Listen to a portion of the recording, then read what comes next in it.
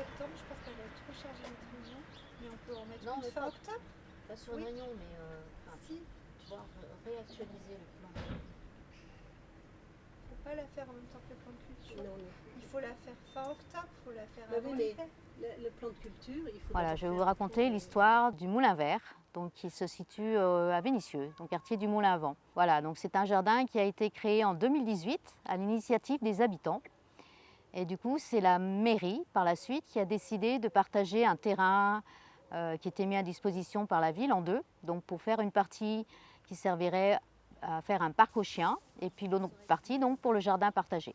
De là a été mise en place une association collégiale pour la gestion du jardin, donc qui s'appelle les Graines du Moulin.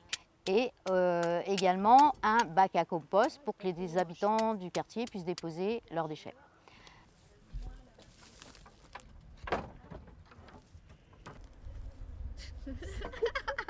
C'est comme ça, hein? Ouais. Notre définition du jardin partagé, bah, c'est faire ensemble, échanger nos informations, échanger nos savoir-faire. C'est une occasion de se retrouver.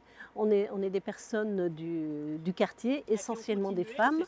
Et c'est un lieu, on partage effectivement les récoltes. C'est à la fois pour moi et puis à la fois pour partager à des gens, quoi, à des amis. On partage aussi les repas. Voilà, c'est un esprit de convivialité, quoi.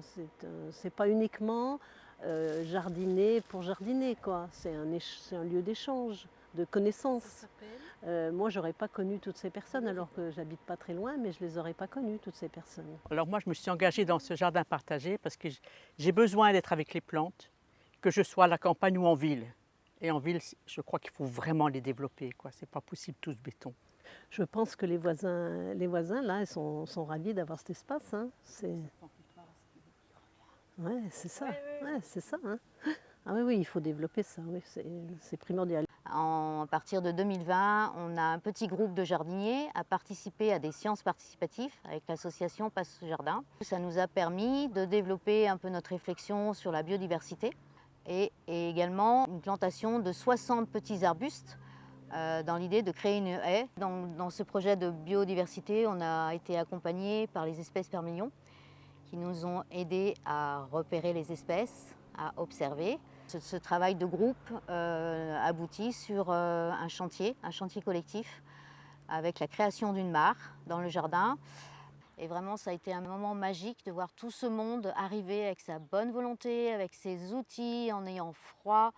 Vraiment, ça a été une belle énergie. On a vraiment passé un super moment. Alors, comme conseil de jardinier, moi je dirais ce qui est important, c'est surtout de nourrir les sols avec du compost.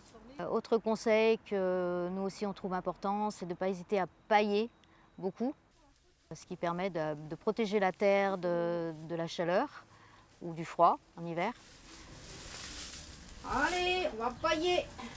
Là, un bébé arbre. En fait, l'idéal, ce serait de mettre la paille en dessous, parce que tu vois, ça va.